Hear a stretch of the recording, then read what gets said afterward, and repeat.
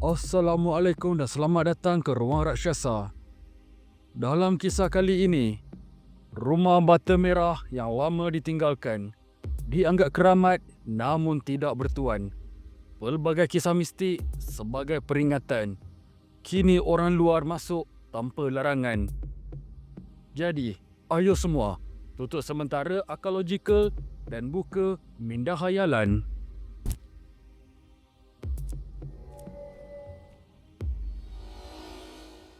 Sepasang suami isteri bersama 3 orang anak berdiri di hadapan rumah baru mereka. Sebuah banglo 5 bilik tidur berserta bilik stor di laman belakang. Suami yang merupakan pegawai kerajaan baru menerima kenaikan pangkat dan berpindah ke pekan kecil di utara Perak. Seminggu telah berlalu dan mereka sudah hampir selesai menyusun barang dan perabot. Bersebelahan rumahnya, terdapat sebuah tanah terbiar dan kelihatan seperti pernah menjadi tapak sebuah rumah. Keluarga ini tidak tahu yang rumah tersebut merupakan banglo seiras mereka, namun dirobohkan selepas dijilat api dalam kebakaran. Selain itu, di sebalik semak dan tidak jauh dari rumah mereka, terdapat sebuah rumah usang berbata merah. Daniel, anak sulung yang berusia 13 tahun, adiknya Iskandar yang 3 tahun lebih muda dan anak bongsu Raisya berusia 6 tahun sedang sibuk bermain di laman depan rumah sebelum Daniel terdengar kisah rumah usang itu dari pekerja ayahnya yang datang singgah ke rumah. Melihat parentnya sibuk melayan tetamu, Daniel mula berjalan keluar secara senyap ke arah rumah usang yang diceritakan. Walaupun rumah itu berhampiran, ianya tidak kelihatan dari rumahnya kerana dikelilingi pokok dan belukar. Rumah itu diperbuat daripada bata kemerahan dengan daun tingkap yang semuanya tertutup rapat serta mempunyai hiasan pagar besi hitam yang tajam di bahagian atas bumbungnya. Walaupun sudah lama tidak berpenghuni, struktur rumah masih kelihatan kukuh. Dia ingin melihat sekeliling, namun hari dah senja dan dia merasa gelisah berada di situ berseorangan. Keesokan harinya, dia dan Iskandar yang berkongsi bilik tidur bangun awal dan berpakat untuk pergi menyiasat ketika ibu mereka sibuk bekerja di rumah. Pada mulanya, mereka sekadar ingin berjalan-jalan di halaman belakang buat seketika dan kemudian beredar. Iskandar bagaimanapun ternampak pintu di lantai yang menuju ke ruang bawah tanah. Mereka cuba membukanya tetapi ia terasa tersangkut.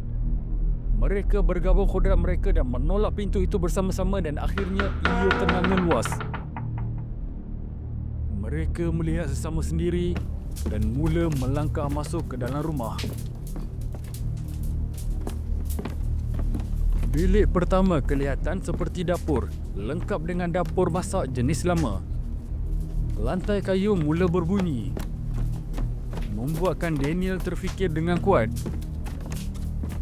Bagaimana kalau lantai ni runtuh dan kita jatuh ke dalam ruang bawah tanah? Kata-kata itu hampir membuatkan Iskandar menangis tetapi dia berjaya ditenangkan abangnya. Pelbagai jenis serpihan bersepah di lantai memaksa mereka berjalan dengan penuh berjaga-jaga melalui rumah itu. Pintu depan berkunci rapat, diselak dan dipaku dengan papan. Begitu juga dengan semua tingkap.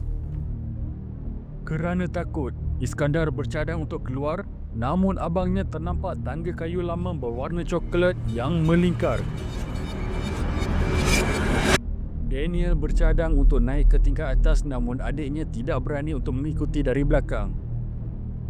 Melihat keadaan emosi adiknya yang kelihatan terlalu takut dan hampir menangis, Daniel berkata dia hanya akan naik beberapa anak tangga untuk melihat jika ada apa-apa di atas.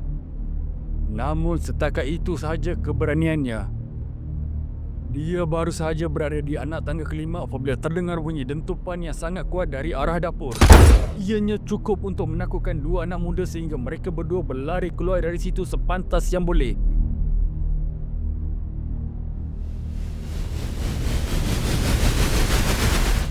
Mereka tiba di rumah dengan tercungap. Perasaan takut bercampur cemas memaksa mereka masuk bersembunyi di bilik tidur. Mungkin kerana kepenatan, tapi mata mereka terasa berat dan secara perlahan, keduanya menutup mata. Daniel bangun dari lena, namun dia tidak lagi berada di biliknya. Dia menoleh ke kiri dan melihat ibunya menyuap makanan kepada Iskandar. Ibu melihat kepadanya dengan senyuman sebelum datang untuk memberi ciuman di dahi. Di sebalik senyuman, dia melihat bibir ibunya bengkak dan berdarah. Ayahnya memberitahu yang mereka berdua terpaksa dimasukkan ke hospital setelah terkena histeria semalam. Kedua mereka menjerit tanpa arah dan cuba untuk membakar rumah beberapa kali. Mereka juga mencederakan ibu ketika dia cuba menghalang dan menenangkan mereka. Kesan lebah di muka jelas kelihatan, malah si ibu menunjukkan kesan parut dan cakar di bahagian belakang badannya. Bukti akan pergelutan mereka. Daniel dan adiknya akhirnya terpaksa dikurung di dalam bilik stor sebelum ibu mereka menelefon suami dan ambulans. Adik dan abang menangis melihat tubuh ibu mereka angkara perbuatan mereka berdua. Si ibu memeluk erat dua anaknya, tanda kemaafan dan cinta kepada mereka. Terima kasih kepada yang sudi mendengar kisah yang disampaikan. Sila subscribe untuk lebih banyak cerita seram untuk layanan anda. Sekian dari saya, Rakshasa, mengucapkan malam tanpa ketenangan untuk semua.